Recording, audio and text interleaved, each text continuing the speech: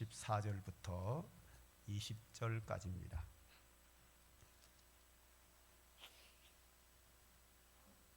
성경 말씀 마태복음 17장 14절부터 17절까지 제가 한 절, 여러분들이 한 절 교독하도록 하겠습니다. 마태복음 17장 14절 제가 먼저 읽겠습니다. 그들이 무리에게 이르매 한 사람이 예수께 와서 꿇어 엎드려 이르되 주여, 내 아들을 불쌍히 여기소서. 그가 간질로 심히 고생하여 자주 불에도 넘어지며 물에도 넘어지는지라. 내가 주의 제자들에게 데리고 왔으나 능히 고치지 못하더이다. 예수께서 대답하여 이르시되 믿음이 없고 패역한 세대여, 내가 얼마나 너희와 함께 있으며 얼마나 너희에게 참으리요. 그를 이리로 데려오라 하시니라. 이에 예수께서 꾸짖으시니 귀신이 나가고 아이가 그때부터 나으니라. 이때 제자들이 조용히 예수께 나와 이르되 우리는 어찌하여 쫓아내지 못하였나이까. 이르시되 너희 믿음이 작은 까닭이라. 진실로 너희에게 이르노니 만일 너희에게 믿음이 겨자씨 하나를 만큼만 있어도 이 산을 명하여 여기서 저기로 옮겨지라 하면 옮겨질 것이요 또 너희가 못할 것이 없으리라. 아멘. 지금부터 한 29년 전에, 약 29년 전에 제가 목회하면서 가장 어려울 때입니다. 개척한 지 한 2년 좀 넘어서 3년 정도 됐을 때, 3년 되기 시작할 때쯤인데, 이 임대하는 곳을 나가서 교회당을 짓고 이사를 가느냐 아니면 교회 문을 닫느냐라는 기로에 있었습니다. 그래서 결국은 돈이 하나도 없는 은행빚만 400만 원 있는 상태에서 땅을 사기 위해서 계약금을 걸었는데 1,100만 원을 다른 교회에 나가는 분이 우리에게 참석했다가 그분이 100만 원 헌금하고 1,000만 원 빌려준 것으로 계약금을 걸었습니다. 그리고 1개월 후에 나머지 중도금을 치러야 되는데 돈이 전혀 없는 거예요. 계약금 뜯기면은 모든 게 끝나고 교회 문을 닫아야 될 상황인데, 자, 계약금을 중도금을 치러야 되는 날짜가 한 5일 남았습니다. 5일 남겨놓고 주일을 맞이했는데, 이제 교회 문을 닫고 목회를 접어야 되느냐 계속해야 되느냐. 5일 전에 설교 제목이 뭐냐면 이 누가복음 18장 1절에 예수께서 항상 기도하고 낭망치 말아야 할 것을 비유로 가라사대, 어떤 도시에 재판장이 있고 과부가 있는 이 본문이거든요. 그리고 설교 제목을 기도하고 낭망치 말자, 이 제목을 넣어놨어요. 토요일 날 주보가 나온 거죠. 주일날 새벽 기도가 됐는데 지금 내가 철저하게 낙심하고 있거든요. 아무 소망이 없어요. 이제 중도금 못 치르는 거는 뻔하고 계약금은 뜯기고 교회 문을 닫고 저는 이제 다시 서울로 올라가든지 처갓집으로 가든지 해야 되는 상황이니까 철저하게 절망이죠. 근데 그 설교를 어떻게 해요? 저하고 정반대인데. 근데 그 제목을 왜 넣었을까? 너무 후회가 되는 거예요. 새벽 기도 끝나고 아침을 먹고 11시 예배가 이제 이게 시작이 됐는데 이 설교하고 내 마음하고 전혀 상관이 없으니 반대이기 때문에 할 수가 없는 거예요. 예배가 시작해서 시간이 막 진행이 돼가고 있는 예배 시간에도 제 머릿속에는 뭐밖에 없냐면 이 설교를 해야 되나 말아야 되나, 그냥 본문 읽고 성도들에게 본문의 은혜 받으세요 하고 그냥 예배 마치고 내려와야 되나, 이 생각만 제 마음속에 있는 거예요. 그러다가 예배 시간이 흘러가가지고 드디어 설교할 시간이 됐죠. 그래가지고 성경 본문을 이렇게 누가복음 18장 1절을 읽는데 입으로는 성경을 읽는데 머릿속에는 설교를 해야 되나 말아야 되나 이러면서 본문을 읽었어요. 그 당시에는 이제 설교하기 전에 기도를 했거든요. 기도를 하는데 입으로는 기도를 하는데 머릿속에는 뭐냐면 설교를 해야 되나 말아야 되나. 그러다가 이제 기도를 이렇게 하다가 이제 하나님 이 말씀을 잘 전하게 주십시오. 뭐 이런 기도를 하다가 예수님의 이름으로 기도합니다. 아멘 하는 순간 속에서부터 막 힘이 솟아오르더니 담대해진 거예요. 낙심하는 마음이 싹 사라지고 성경에 나온 대로 본문대로 제목대로 아주 힘차게 막 소리쳐가면서 설교를 했죠. 설교 내용은 이겁니다. 기도하면 하나님 역사하십니다. 이번에 우리 교회가 이렇게 됐는데 중도금 하나님이 주십니다. 뭐 너무 자신이 넘치게 막 설교를 한 거예요. 설교를 딱 하고 마쳤는데 내가 설교를 왜 했지? 이제 5일 나오면은 계약 중도금 뜯기고 교회 문 닫을 텐데 이 설교 왜 했지? 딱 설교할 때만 힘이 난 거예요. 성경 있는 그대로 했죠 뭐. 그런데 5일 만에 5일 되기 전에 해결 다 됐어요. 중도금 치르고 할렐루야. 근데 오늘 그때 정도는 아닌데 지금 오늘 제 마음이 그때와 좀 비슷해요. 제 아내의 갑작스러운 사고에 의해서 우리 집안은 지금 초상집 분위기입니다. 막 우리 딸내미들이 막 통곡하고 울질 않나 뭐. 그런 상황에서 오늘 이렇게 순서대로 보는 거 아닙니까? 이게 주어진 본문이잖아요. 이게 지금 제가 이 설교를 할 수 있는 상황이 전혀 아니에요. 심리적으로.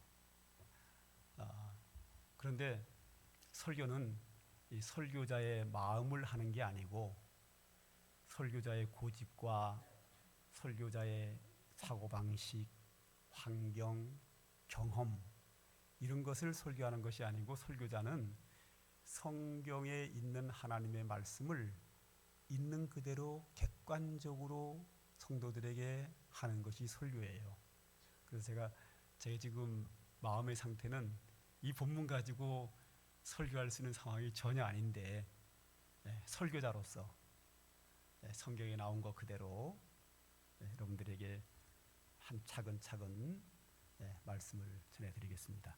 근데 이게 설교자뿐만 아니라 우리는 우리의 경험과 나의 사고방식, 내 철학, 내 심령의 상태 가지고 자꾸 성경을 보려고 그러는데 그렇게 하면 안 되고 성경은 순수한 하나님의 진리의 말씀이다 라는 전제하에 내 경험과 사고방식과 내 환경에 관계없이 있는 그대로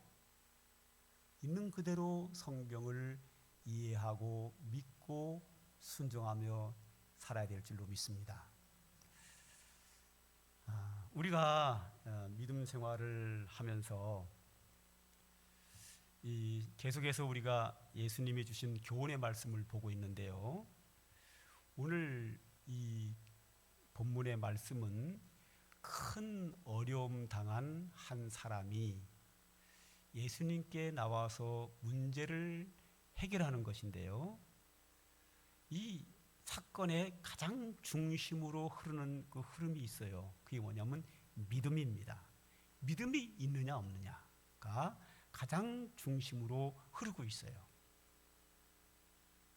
근데 우리가 믿음 생활을 하면서 믿음으로 행해서 신앙의 체험이 있으면 믿음이 커지는데 했는데 뭐가 안 되고 자꾸 실패를 하면 자꾸 믿음이 쪼그라들어요. 이게 문제죠. 내 경험과 내 믿음의 연약함에 관계없이 성경을 있는 그대로 우리가 이해해야 될 줄로 믿습니다. 오늘 본문에 그런 부분들이 나오니까 한번 차근차근 보도록 하죠. 첫 번째로 마태복음 17절입니다. 오늘 본문 17절. 오늘 본문에는 세 가지 종류의 사람이 나옵니다. 제자들, 그리고 아들이 귀신 들려서 고침받으려 한 아이의 아버지, 그 다음에 예수님이 나오는데요. 먼저 제자들에 대한 이야기입니다. 17절 다 같이 한번 읽읍시다. 시작. 예수께서 대답하여 이르시되 믿음이 없고 패역한 세대여, 내가 얼마나 너희와 함께 있으며 얼마나 너희에게 참으리요, 그를 이리로 데려오라 하시니라. 자, 여기서 예수님께서 제자들을 책망하는데 뭐라고 책망하냐면 믿음이 없고 패역한 세대요 그랬단 말이죠. 제자들 몇 사람을 놓고 책망을 뭐라고 하냐면 믿음이 없고 패역한 세대라 그러거든요. 패역한 세대라고 하는 것은 그 시대의 모든 사람들이 패역했다는 거거든요. 아마 예수님 당시에 대다수의 사람들이 믿음이 없고 패역했나 봐요. 그런데 세상 모든 사람들이 다 믿음이 없고 패역한데 제자들도 그들과 별로 차이점이 없다는 거예요. 그래서 제자들에게 말하기를 믿음이 없고 패역한 세대여, 내가 얼마나 너희와 함께 있으며 내가 얼마나 너희에게 참겠느냐. 예수님이 이렇게 제자들을 책망하시는 이유가 뭔가 하면 이 아이의 아버지가 귀신 들리고 막 귀신 들려서 간질을 하면서 물에도 들어가고 불에도 뛰어 들어가는 막 생사를 넘나드는 그 절실한 문제를 가지고 해결하기 위해서 능력이 많으시는 예수님의 제자를 찾아와서 제자들에게 고쳐달라고 그랬단 말이죠. 그런데 제자들이 못 고쳤어요. 그러니까 방법이 없으니까 예수님께 나온 거예요. 그래서 예수님께 말씀을 드리기를 뭐라고 드리나 하면, 내 아이의 문제로 당신의 제자에게 데려왔으나 그들이 고치지 못했습니다. 그러니 나를 불쌍히 여기셔서 내 아들을 고쳐달라고 이렇게 간청을 하는 거예요. 그러니까 지금 제자들이 이 아버지의 아들의 이 귀신 들려 죽어가는 이 아이를 고치지 못한 거에 대하여 예수님이 뭐라고 하시는가 하면, 이 믿음이 없고 패역한 세대여, 내가 얼마나 너희와 함께 있겠느냐. 내가 얼마나 너희와 함께 있어야 되겠느냐. 내가 그동안 너희에게 능력을 나타내줬고 믿음이 중요하다는 걸 얼마나 교훈했는데 얼마나 더 보여주고 얼마나 더 가르쳐야 되겠느냐. 왜 이 아버지의 아이의 귀신을 쫓아내지 못했느냐 이거예요. 그 패역한 믿음이 없고 패역한 세대 속에 살아가는 그들과 너희와 별 차이가 없다. 너희가 내 제자라고 하지만 너희들도 여전히 믿음이 없다라는 것을 예수님께서 믿음 없는 제자들을 강하게 책망하십니다. 그 다음에 두 번째로는 이 아이의 아버지에 대한 얘기입니다. 이 본문에는 없지만 본문과 똑같은 내용이 마가복음에 되어 있고 누가복음에 되어 있는데 이 규절은 없어서 누가복음 가져왔습니다. 한번 마가복음 9장 22절을 한번 읽죠. 시작. 귀신이 그를 죽이려고 물과 물에 자주 던져졌나이다. 그러나 무엇을 하실 수 있거든 우리를 불쌍히 여기사 도와주옵소서. 자, 이 아이의 아버지가 예수님께 나와서 엎드려 간청을 합니다. 우리를 불쌍히 여기사 도와주옵소서. 아주 기도가 너무 잘 됐습니다. 제가 늘 그랬죠. 은혜를 구하는 자는 하나님께 나를 불쌍히 여기소서.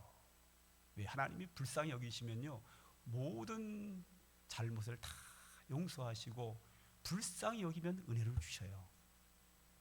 성경에 어떤 죄인이든지 하나님이 불쌍히 여겼는데 죄를 용서하지 않은 경우는 없어요. 하나님이 우리를 긍휼히 여기시면 바로 나오는 게 은혜예요. 그래서 이 아버지가 예수님께 나와서 우리를 불쌍히 여기사 도와주옵소서. 너무 잘된 기도예요. 그런데 여기에는 문제가 하나가 있어요. 우리를 불쌍히 여기사 도와주소는 너무 기도를 잘했는데 그 앞에 뭐가 하나 붙어요. 이 붙은 게 문제거든요. 뭐라고 붙나면 그러나 무엇을 하실 수 있거든. 이게 문제예요. 이게 무슨 말이죠? 하실 수 있거든 우리를 불쌍히 여기사 도와주소서. 그러나 무엇을 하실 수 있거든, 이 말은 뭐냐면 내가 내 아들을 당신의 제자에게 데려왔으나 고치지 못했습니다. 그러나 예수님, 당신은 제자들보다 좀 나니까 고칠 수 있거든 고쳐주세요. 제자들처럼 고칠 능력이 없으면 놔두시고요, 그 말이에요. 맞지요? 맞아요, 안 맞아요? 맞아요. 반신반의, 절반은 믿고 절반은 의심하는 거예요. 무엇을 하실 수 있거든, 즉 고칠 수 있거든 우리를 불쌍히 여기사 고쳐주십시오, 그 말이거든요. 고칠 수 있거든 고쳐줘서, 그 말은 뭐예요? 고칠 수 없거든 놔두시고요. 예수님, 제자들과 달리 당신이 내 아들의 귀신 들려 생사를 넘나드는 이 흉악한 귀신을 쫓아내서 고쳐줄 수 있으면 고쳐주시고요, 이 흉악한 귀신을 쫓아내서 고칠 수 없는 능력이 없거든 놔두시고요, 그 말이에요. 이게 문제거든요. 우리를 불쌍히 여기사 도와주서는 너무 잘된 건데 그 앞에가 문제예요.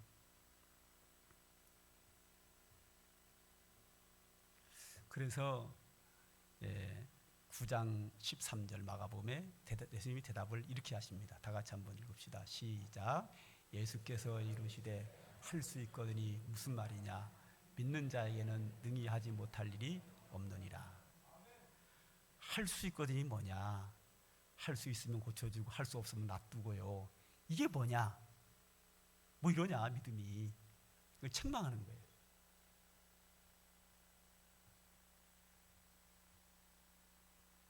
할 수 있거든이 뭐냐, 할 수 있거든 고쳐주시고 할 능력 없으면 놔두고요, 이게 뭐냐. 믿는 자에게는 능치 못할 일이 없느니라. 할렐루야. 믿어라. 이 아버지의 반신반의하는 믿음 없는 모습을 책망하시면서 믿음을 가질 것을 주님께서 강력하게 말씀하셔요. 그랬더니 이 아버지가 예수님께 이렇게 말합니다. 나의 믿음 없는 것을 도와주소서. 자기의 믿음 없는 것을 인정을 해요. 나의 믿음 없는 것을 도와주소서. 그래서 예수님께서 그의 아들의 귀신을 쫓아내고 간지를 고쳐주셔요. 그리고 나서 제자들이 물어봐요. 예수님, 우리는 왜 못 고쳤는데요? 그랬더니 예수님께서 마가복음, 마태복음 생략됐고 마가복음엔 오늘 20절에 이렇게 나와요. 생략된 거는 생략됐는데 20절에 이렇게 나와요. 시작. 다 같이 읽읍시다. 시작. 너희 믿음이 작은 까닭이라.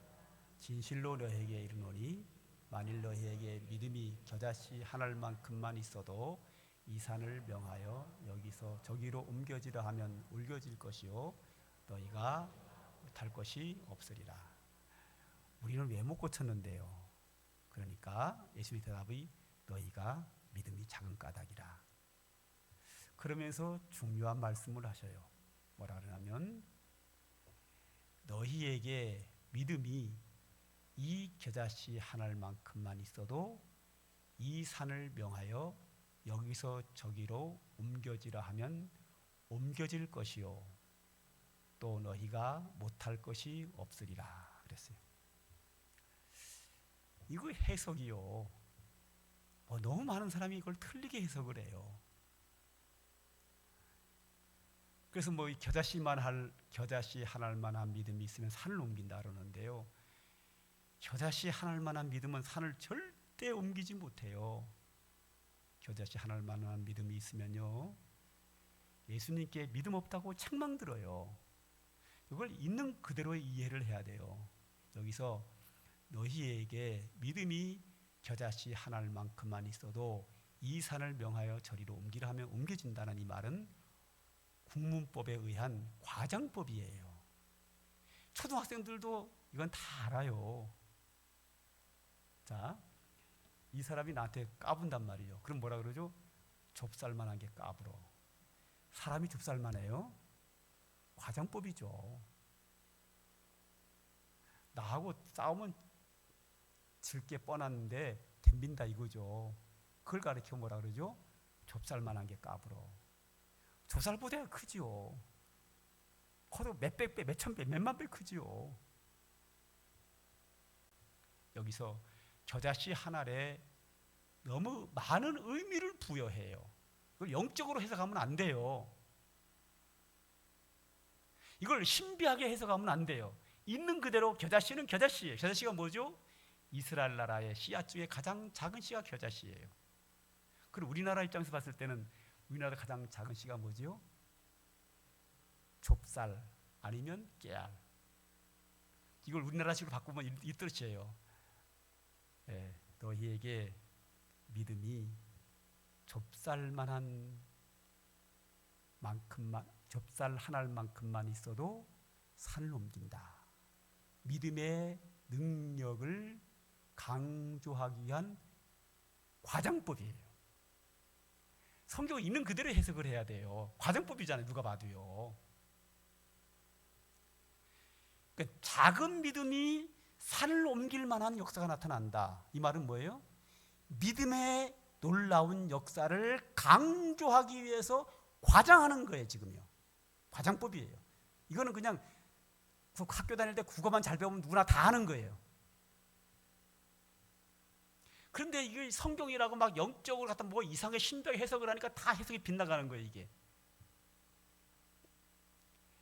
작은 믿음도, 좁쌀처럼 작은 믿음도 믿음의 역사는 산을 옮길 만한 역사가 일어난다.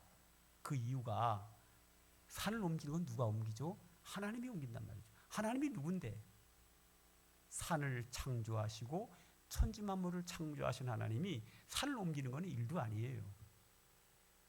그래서 좁쌀과 산을 대조하면서, 아주 겨자씨와 산을 대조하면서 작은 믿음이라도 큰 역사가 나타난다고 하는 믿음의 능력을 강조하기 위한 과장법을 예수님이 쓰고 계시는 거예요. 여러분, 하나 더 기억할 게 뭐냐면, 하나님이 천지 만물을 창조한 날부터 지금까지 산을 옮기는 역사는 한 번도 나타난 적이 없어요. 좁쌀만한, 겨자씨만한 믿음만 아니라 태산처럼 큰 믿음 있는 사람도, 그 어떤 선지자도, 어떤 하나님의 종들도 산을 옮길 적은 없어요. 홍해 바다를 가른 적은 있지요. 물을 가른 적은 있지만 산을 옮긴 적은 없고요.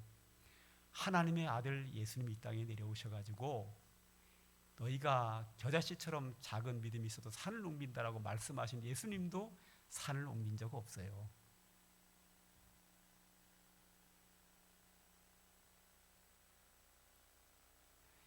이건 정말 산을 옮기겠다는 얘기가 아니라 믿음이 얼마나 중요한가를 강조하기 위해서, 즉 예수님의 제자들이 믿음이 너무 적어서 이 귀신 들린 자를 고치지 못한 것에 대한 책망을 하면서, 우리는 왜 못 고쳤습니까? 너희가 믿음이 적은 것이다.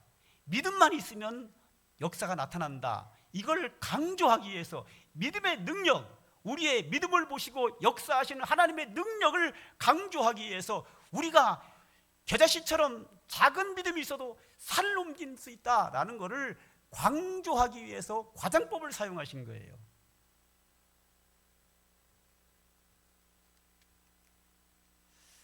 자, 여기서 이 아이의 아버지가 예수님께서 나와서 하는 말을 우린 기억해야 돼요. 할 수 있거든 내 아들의 병을 고쳐주십시오. 이렇게 이제 부탁한단 말이죠. 왜 이렇게 이런 부탁을 하게 되는가 하면, 이 아버지가 자기 아들의 귀신 들려서 죽어가는 이 아들을 데리고 제자들에게 왔단 말이에요. 제자들이 못 고쳤어요. 별짓을 다 했는데 못 고쳤어요. 기도하고 뭐 소리 지르고 다 했겠죠. 안수하고 뭐 다 했을 거 아니에요. 못 고쳤어요. 그러니까 이 아버지에게는 어떤 믿음이 있는가 하면 안 되네. 예. 기도해도 안 되네. 경험을 했어요. 예수님의 제자, 사도들이 여러 명이 이 아이의 귀신을 쫓아내려고 기도하고 노력하고 수고하고 다 했는데 안 됐어요. 안 된 경험이 있어요. 그 경험을 가지고 예수님께 나왔어요. 나왔는데 나온 이유가 뭔가 하면 제자들은 별일 다 못 고쳤지만 제자들보다 좀 뛰어나신 선생님은 고치지 않겠나 해서 온 거예요. 고친다는 확신을 가지고 온 건 아니에요. 고칠 수 있지 않겠나. 그러니까 과거에 예수님의 제자들이 못 고친 경험이 예수님은 고치지 않겠나라는 믿음으로 이미 경험이 그의 마음을 사로잡았어요. 그러니까 고칠 수 있지 않겠나? 이 말은 뭐죠? 고칠 수도 있고 못 고칠 수도 있고. 그러니까 예수님께 부탁드리는 말씀이 뭐냐면 할 수 있거든. 내 아들을 고칠 수 있거든. 불쌍히 여기사 나를 도와주세요 하는 거예요. 이 아버지의 과거의 경험이 그의 믿음이 할 수 있거든이 라는 믿음으로 굳어져 버린 거예요. 그 사이에.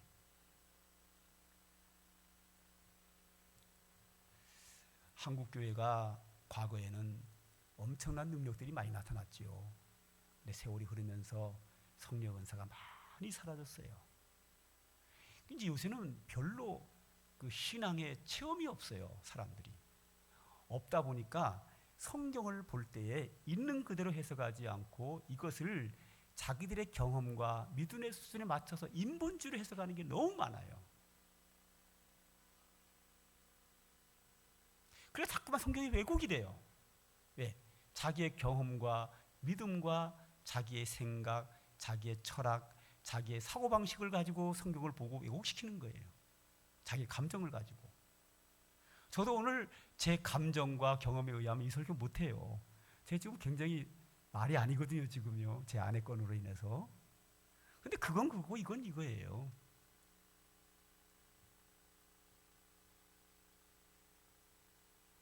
내 경험과 내 생각이, 내 환경이, 내 사고방식을, 내 감정이 가지고 성경을 왜곡시키면 안 되고 성경을 있는 그대로 믿어야 돼요. 하나님은 천지만물을 창조하신 하나님이기에 그가 원하시면 삶도 옮길 수 있다. 천지만물을 창조하신 하나님이 산을 못 옮기겠어요? 그 하나님이 내 문제를 해결 못 하겠어요?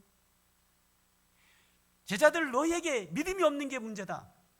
그리고 이 아이의 아버지에게는 할 수 있거든이 뭐냐?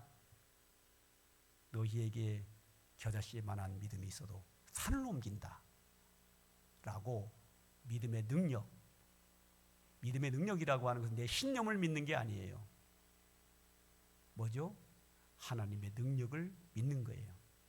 하나님의 능력을 내가 믿고 그 앞에 나가는 자에게 하나님께서 놀라운 역사를 이룩하시겠다는 거예요. 할렐루야. 오늘 다른 거는 뭐 기억 못해도요, 이 20절은 기억해야 돼요. 겨자씨 하나만한 믿음이 있어도 산을 옮긴다. 이건 과장법이에요. 하나님 우리의 믿음을 통하여 놀라운 능력과 역사를 나타내시는 분이다 라는 것을 우리는 믿어야 해요. 우리 찬양 하나 할까요? 우리 상관교회 복음성가 14장 할 수 있다 하시는, 이건 아주 옛날에 부르던 건데 한번 불러보죠.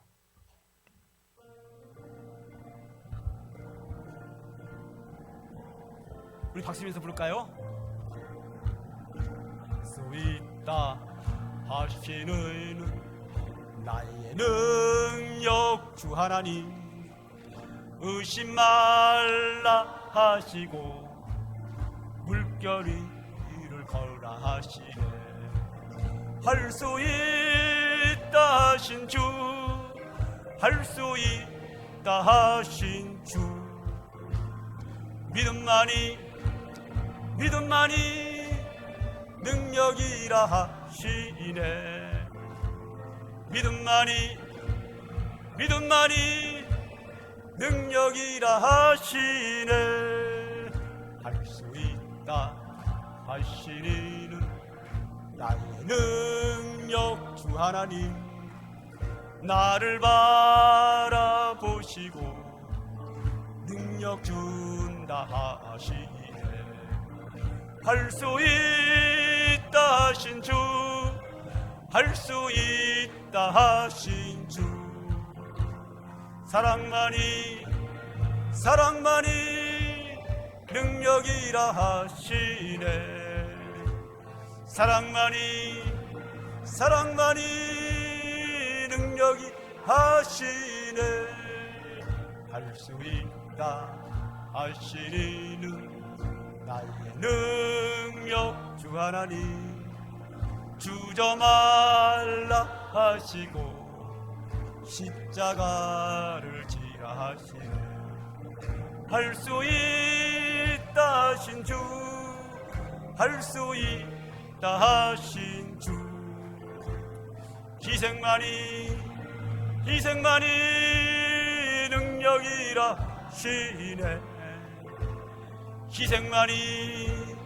희생만이 능력이 하시네. 아멘. 참 특이한 거 하나가 있어요. 뭐냐면 외부에서 우리에게 부흥 강사로 와가지고 성도들에게 안수기도 하고 병 낫기를 기도해가지고 기도한 사람 중에서요, 우리 교회에서 병이 난 사람이 한 사람도 없어요. 정보화 원장이라고, 그분은요 암 환자의 손만 갖다 대도 하혈을 하면서 그냥 병이 낫는 분도, 엄청나게 병이 많이 나는 사람도 우리 교회 와서는 한 명도 고치지 못했어요. 그리고 또 제가 다른 교회 가가지고 부흥회를 하면서 환자들을 위해 기도해가지고 한 명도 난 적이 없어요. 그런데 제가 우리 교회 성도들을 위해서 기도해가지고 병난 사람은 너무 많아요. 귀신 들린 사람은 뭐 수 없고요, 다 나갔고요, 안 나간 사람 하나도 없고요. 여기까지는 좋아요. 근데 또 하나가 뭐가 특이한 게 있냐면, 제가 제 아내와 결혼한 지가 35년이 됐는데요, 제가 제 아내를 위해서 병 낫기를 위해서 기도해가지고 난 적이 한 번도 없어요. 그래서 제게 어떤 믿음이 있냐면, 내가 내 아내를 위해 기도하면 안 낫는다라는 믿음이 있어요. 경험이죠. 이 잘못된 비담이죠. 이상하게 안 나요.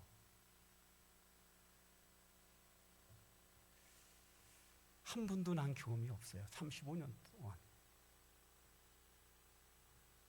우리의 경험은 이렇게 우리의 믿음을 쪼그라들게도 만들고, 또 신앙의 체험은 우리의 믿음을 크게도 만들어요. 그러나 우리의 경험과 생각과 이런 모든 것들이 성경을 왜곡하면 안 돼요. 성경을 있는 그대로 믿어야 돼요. 왜냐하면 하나님은 천지 만물을 창조하신 분이기에 우리에게 믿음만 있으면 어떤 역사도 일으키시는 분이세요. 우리가 내 경험 가지고 이것을 제한하면 안 돼요. 하나님의 한량없는 무의 수유를 창조하신 하나님의 능력을 믿어야 되고, 우리를 사랑하사 독생자를 보내신 하나님의 크신 사랑을 우리는 믿어야 돼요. 있는 그대로 믿어. 이게 우리의 신앙이에요. 오늘도 예수님의 이 교훈의 말씀이 우리 마음속에 살아 역사하여 여러분에게서 믿음의 능력과 역사가 나타나는 축복된 믿음의 삶을 살아가는 삼관교회 성도 다 되시기를 주님의 이름으로 축복합니다. 기도하겠습니다. 하나님 고맙습니다. 오늘도 우리에게 귀한 말씀 주셨사오니 감사합니다. 오늘도 이 말씀이 우리의 가슴 속에 살아 역사하여 오늘도 우리에게 큰 믿음을 주시고, 우리에게 태산같이 큰 믿음을 주시고, 우리에게 한량없는 하나님의 은혜가 우리의 삶 속에 넘쳐나도록 하나님 은혜와 축복으로 함께하여 주시옵소서. 예수님의 이름으로 기도합니다. 아멘.